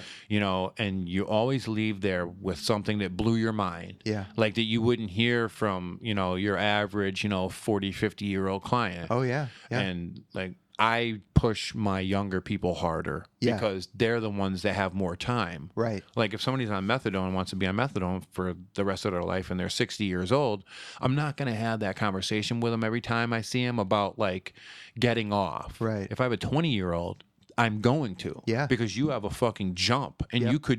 you have the rest of your life ahead of you. Yeah. So if you want to like get clean, let's do it now. If you want to get off methadone, let's do it now. If you want to get on and stop using, let's do it now because you know how it goes. I do. And the thing I always noticed in the numerous rehabs that I had went through in my younger years was that the older people weren't junkies. They were the alcoholics. Yeah. And I remember a clinician once pointing out, do you know why that is?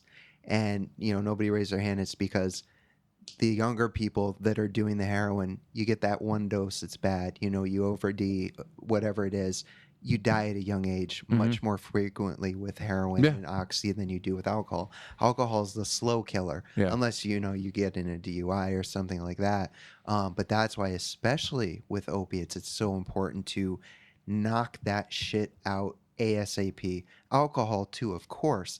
But man, that stuff is so lethal, all too well. So thank God that there are, not to toot our own horns, but people, because we're not terminally unique. There's a lot of other people like us in the world that have gone through it. That are doing the same thing. Yeah, they don't probably have as many cool stories as we do about it, but they're doing the same thing and they've been through the journey. Yeah, and those are I love hearing like somebody's story. Yeah. Like the people we know that have been through it, we already know their story. But I love when I come across somebody that I've never met, and they tell me that they've went through a similar journey. Yeah. And dude, I'm all ears because I'm listening about what they did because I can use that in my line of work. Yeah. Give suggestions to the people that are trying to do it today. Yeah. And I take it into my own life too. It's like I stay very open. I know for a fact I don't have this recovery thing figured out. Like. No. I'm always open to learning new tools, techniques, whatever it is. And again, that's why I got back into therapy, because I found that, there I am, and I'm still teaching meditation because I believe wholeheartedly it works and it's what saved my life. That and a few other practices. But, for several months with this depression, it seems that no practices I've been using has been helping. So it's like, man, like, time to talk. Like I've been talking to friends and doing that and meetings and whatnot, but really talking to a professional and leaving it in that office. Yeah, because you don't have to. You could talk to your friends all day about how you're feeling, but you're never gonna get totally open. Right. You know what I mean? Yeah. There's always little secrets. You go see somebody that you're paying a copay to see, and you know that person is sworn to secrecy, and like you're gonna tell them everything. I do, and I usually blow their fucking mind, and they're like, "Oh, well, I'm glad you came back," you know. Right. But we all have our demons, dude, and it's fucking really. I'm just really happy to see you've blossomed, dude. Thank you. Awesome. Yeah. Fucking awesome, man.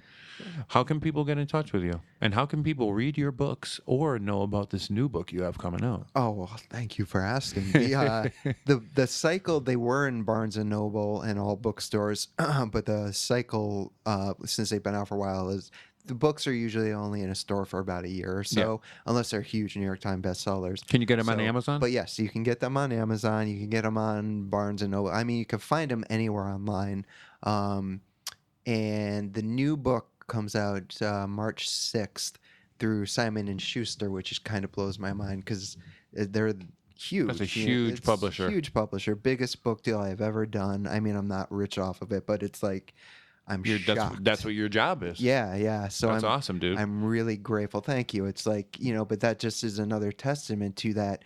All these stories that we've talked about, you can take that and turn that around. So I'm not advocating for people go live a crazy teenage early adult life and then you're gonna get a book deal, because that's not necessarily the case. No. But I am grateful that I can now take it, turn it around, and use it. So anyways, that comes out March 6th next year, called Dead Set on Living, and I'm really, really excited about that. And then just the website is still up, theindiespiritualist.com. I'm terrible at updating it. I do put my events up there. I only have one event left this year in Colorado, so probably most, unless your show's getting nationally huge, which Oh, hopefully it is. Oh, dude, we're listened to in 8 countries. 8 countries. Okay, well, if you're in Colorado, I'll have I'm sure. info. I definitely know I have at least one listener in Colorado because I know her personally. Maybe Okay. I'll send her there. All right. I would appreciate it. But That's yeah. awesome, dude. But yeah, I finished my run of events for the year, and now it's mostly finishing edits for the book and just the work I do with that nonprofit Toivo. Like I said, going into centers weekly. I don't want to name them out of just to but like jails, psych hospitals, whatever. And actually, no, you know what? I do have a couple events at Toivo, which is in Hartford. Real quick, 99 let everybody know what Toivo is, because I did Yeah. my what do you call it? Part of my internship for school there. Thanks for asking. I should have said that. Essentially, what Toivo is it's a group of, I think, 7 of us where we teach various mind, body, spirit practices because they are the practices that literally saved our lives from various things, from eating disorders to depression to addiction, etc. And all the classes that are held there, the website's toivocenter.org. All the classes that are held there are free. You can donate $5 if you want, but you don't have to. The calendar's online, so there's constantly things happening there, like qigong, yoga. There's all kinds of support groups. Suicide support groups. For my internship, I was supposed to co-facilitate, but after it started, I was just a member. And it was a suicide support group and another support group for people that heard voices. Yeah, and they're both thriving. Yeah. So they host all kinds of things. So I would encourage anyone to go online and check that out. Like, read about it. If anything that I've said has resonated or been, and you're struggling, like there's a community of people there that can help support you in your journey. So next Thursday at 6, I'm only playing guitar, but my friend Hillary is doing an hour and a half. Hillary's cool. Hillary's awesome. She's very cool. She's doing a yoga qigong fusion. So I'll be doing live guitar while she teaches that class. And then that Saturday, so that's the 10th. And then Saturday the 12th, my friend Alana's coming in from New York, and she's doing a 3-hour course on chakras and energy. But then, so that's from like, I think 3 to 5 or 2 to 5. And then we're doing a kirtan together, which is a kind of rooted in Hinduism. It's like a spiritual kind of music where I'll be playing drums for that, and she plays an instrument called harmonium, and that's by donation, which is I think like $1. However, we actually haven't practiced in 3 years, so it'll be fun, and we're not gonna have a chance to practice beforehand. So it's like, well, fuck it, you're gonna be there, let's play, man. And we've been fortunate to play like all over the country, and I still don't think ever had an official practice. We just naturally flow together. So those are the only 2 events in Connecticut I have at the moment. So both at Toivo and yeah, man, Ben, thank you for having me on. This is literally, and I've never said this, but this is the funnest podcast I have ever done. Hands down. Like, well, you knew it would have to be some sort of fun if me and you were getting together. I knew it'd be fun, and I've done some good ones, Yeah. but I did not envision, like, this has been easily the most enjoyable podcast. I just hope people make it to the end so they don't think we were just like Telling them glorifying all of our drugs. story. Yeah, like, because I think we did end on a good note. Oh, where it's, definitely. Yeah. But hopefully listeners get to the end, and yeah, thank you for having me on the show. I'm going to definitely do the same and have you on my show soon, and we'll get into some business over there as well. Perfect. It'll be fun. Sounds like a plan. Yeah, man. Well, thank you, Chris. Everybody, how can they find you on your Instagram? Oh Christ. Check this out. X Chris Grosso X. You're right, and Yeah. because I'm not To the X, I'm to the X, I'm I crucified. do not consider myself straight edge. I did when I was in high school, but all the Chris Grossos were taken, so it was like, Fuck it, bring it back, bro. fuck it, I'm gonna use it. So I think that's like all of it. Like Rick my Healy would be Facebook. proud. So would Rich Casey. Rich Casey just posted a picture. He got a huge X tattooed on his head with like a snake. Dude, and somebody just sent me flowers. that picture. Rob Anderson sent me that picture, and I was just, and they're like, Rob goes, "Cool job, stopper, bro." And we're just like going back and forth. And now that you brought it up, I didn't know that was him. That's I just Rich. thought it was a regular person off Yeah, of Instagram. That's Rich. I mean, I'm not talking shit, Rich, if you're listening. Oh, 'cause dude, Faye, man. that's a bold piece right there. It's a badass tattoo, bold dude. piece, but that is made me think of Sean Kopeck and those X's. Yeah. tattooed on You his thought hands. X's on your fucking hands were hard. Holy fuck. Yeah, this dude stepped it right up. Oh my God. Yeah. Well, dude, thank you for coming, and we'll Yeah. hopefully have you on again. Yeah, man. Anytime. It's a pleasure. Awesome, everybody. Chris Grosso. Thank you, Ben. Thank you.